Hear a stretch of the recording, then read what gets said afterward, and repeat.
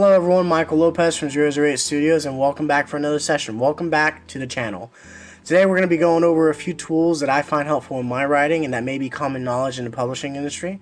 Whether you are a self-publisher, a traditional publisher, whether you write for fun, you're a fan fiction writer, whatever the case may be, these tools are bound to be helpful to you in bringing your stories to life. Now, if you haven't done so already, this video may be a little shorter than my usual, so go ahead and like and subscribe to the channel to make sure you stay up to date with whatever comes next. If you haven't gone ahead and visited the site, link down below, go ahead and do so and check out our 2023 releases. That's the Spellbound Alliance, The Bounty for a few days more, and likewise, if you haven't checked out The Eternal Crown, go ahead and check out The Eternal Crown. We also have a few children's books if you guys are interested in that. But that's the best way to stay up to date with our active efforts, especially what comes next in 2024. Go ahead and subscribe to the site and just stand by. Now, let's go ahead and jump into it, and you guys can let me know what you guys think after the video or in the comment section below.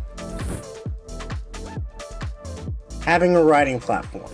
Regardless of what type of writer you are, at some point, especially at the beginning, you may ask yourself, where do I start? And much like developers in their IDEs, writers need somewhere to write, somewhere to house their creative works and to really store their ideas. So my first recommendation is some sort of writing platform, whether it be Google, whether it be Microsoft Word, a web-based platform like Readsy, which I'm very familiar with. Whatever the case may be, these platforms are comfortable, you know your way around them, you have the ability to write, to edit, to review, to reread, whatever the case, just a way that you can create. Now, one layer of security that you don't really think about when you're a writer is version history, cloud control. So what these platforms offer that regular notebooks don't, for those of you that like the old-fashioned way, is that layer of security, that layer of control, that layer of safety, where you don't have to worry about really losing any work for later. You can always go back and reference the material. You can always go back and delete it if you want to get rid of evidence of previous writings, whatever the case may be. So just keep that in mind whenever you're selecting something. It doesn't just have to be comfortable and you have to know your way around it, but it has to have that layer of security, the additional security that can actually guarantee your work is safe when you work on it. Okay? Something that Google, Microsoft, and maybe even Readsy have, I'm not sure, encryption at rest. So whenever you're writing on something and it's not really moving, you don't have to worry about peeping eyes trying to get a glimpse at your manuscript early ahead before publishing. So if that's something that you are afraid of from moving from notebook to digital, rest assured that there are platforms that do have that layer of security and that do have that featuring, that management ability, that administrative ability for you to control who has access to what and how you distribute your items. Something that Readsy does that your traditional platforms don't, like Google and Microsoft, or any other thing that you may use for work or for school, unless you have some additional tools to kind of lay over them, is that typesetting and formatting functionality. Readsy does a very good job in allowing you in post-writing to kind of tinker the way your chapters look, the way that the inside of your book comes out to look in your PDF version, or whether you back it up as a Word document. Whatever the case may be, Readsy has some post-writing functionality to take advantage of, and they're currently working and trying to advance or evolve the different ways that it can look. So if you haven't already, check them out, or any alternatives that like to advertise the same, and take advantage of that typesetting and formatting function. Now, Readsy may want to consider sponsoring this channel with the amount of times that I've, said their names about 6,000 times, but I'm a strong proponent for it. I really do like it, and one of the things that I like that kind of sets them apart, aside from that functionality, is the fact they are a web application, meaning that it can be accessed from just about anywhere, a mobile device, anything that has internet access. You don't really need a special license like you do for Microsoft Office. You don't need strong processing power like you did anything Google. So check out Readsy, check out any alternatives, let me know what your preference is, but be aware that typesetting and formatting is essential, especially when you want to differentiate yourself from something that's fun to something that's published and out into the world professionally. Speaking of tools and stuff that you can kind of lay over these platforms, editing software. At this point, it's a must-have. It's mandatory. It's a good way to kind of separate what's, like I said, for fun or what's professionally put out there into the ether. You don't want to release something that's chock full of errors. So a good way to fill in the gap when you can't provide feedback or when you can't have feedback from a person is editing software. It's a good way to check your writing, line by line spelling, line by line grammar. One of the recent things that they've added is kind of tone checker or some sort of AI tool that kind of really suggests writing for you. It's not really an AI writing companion, but it's a good way or a good thing to have while you're writing to kind of, like I said, double check yourself, triple check yourself, if you will. Now, if you use Microsoft Word, there's another thing that I've recently discovered called the Writer's Diet, and it's a great add-on if you use add-ons during your Microsoft Word adventures. What Writer's Diet does, and Grammarly does some of this already, but Writer's Diet is a good way to kind of check your tone. It's not so much for spelling and grammar, but if you're writing something serious, cheerful, sad, whatever the case may be, it does good in identifying words or combination of words that kind of help you nail what you're trying to go for. So check out Writer's Diet and let me know what you guys think about alternatives, about your preferences. If you have checked these out, let me know of how they've worked for you. But the bottom line is having some sort of editing capability, some sort of editing software is a must, and it goes hand in hand with having your writing platform when you're formatting, because like I said, it all kind of builds up to your final product, which needs to be a professional output. If your work is illustrated, there are a few tools that you can take advantage out of, but it really just depends on what you're going for. For fantasy stories, for example, having a map to supplement the storyline is super helpful. So Incarnate Maps is a good subscription to have to help generate maps based off of historical reference or just at random that you can kind of tweak on your own. Again, Incarnate Maps is a great tool to have if you're going in that type of direction, but alternatively, some newer AI generation may be the way that you have to go. Now, I'd be very careful with these because they are very early in their development.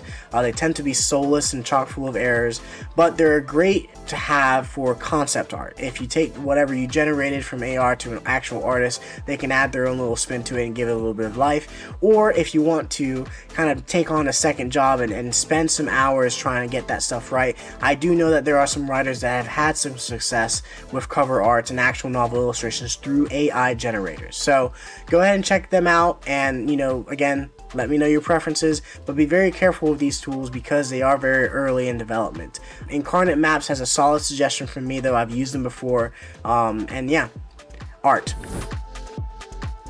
Now to the meat and potatoes of distribution, which is number 5 in our list. Basically, whenever you are ready to promote your work, you need to be organized in your methodology or actually have a platform that takes care of it for you, because it does nobody any good if you can't target your audience, and that is an actual phrase, target audience. So you can write a book, whether it's for fun, whether it's for family, whether it's out in the ether for actual, profit, but you need to be smart about it. You can't just shout out to the world for whoever to hear. I mean, you could, but the best way to go about it is to actually have a platform like Ingram, Amazon KDP, or Draft to Digital behind your back, because those are able to kind of let you choose what platforms to kind of distribute to, how to distribute, whether you want ebooks in certain areas, both ebook and physical in other areas. You're able to actually manage how your book is distributed and where it's distributed and when it's distributed, which is also very important. So I would highly recommend taking a look at Ingram, although Ingram does a lot more than just distribution. That's your direct place to actually purchase individual ISBNs, barcodes, and whatnot, and they do a lot more than just distribute. They help you kind of package the deal. Amazon KDP does the same thing, but they're specific to Amazon, and then the conversion between KDP to elsewhere is difficult, but from Ingram to elsewhere is actually fairly easy. So if you want to do both, you got to be very smart about that.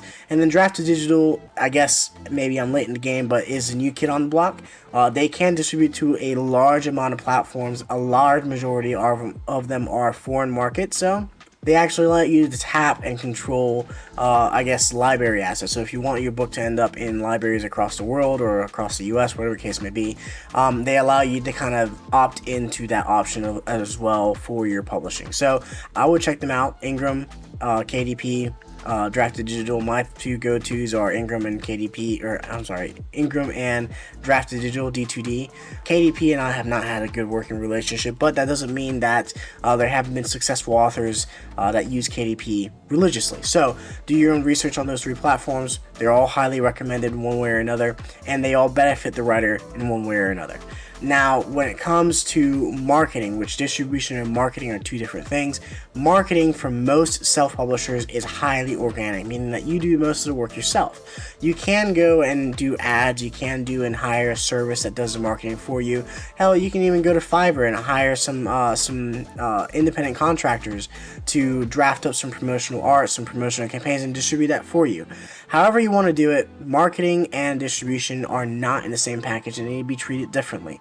In fact, marketing and distribution are two separate jobs. That's why a lot of people go to publishers, because they have to focus on what they love the most, which is writing, and then publishers take care of the rest. So when it comes to marketing, your standard platforms apply: TikTok, YouTube, social media like Facebook, Instagram, whatever the case may be.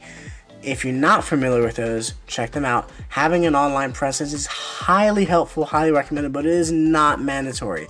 If you're like me and you had a job that prevented you from having social media in the past, there's nothing wrong with starting up and being careful about where you go.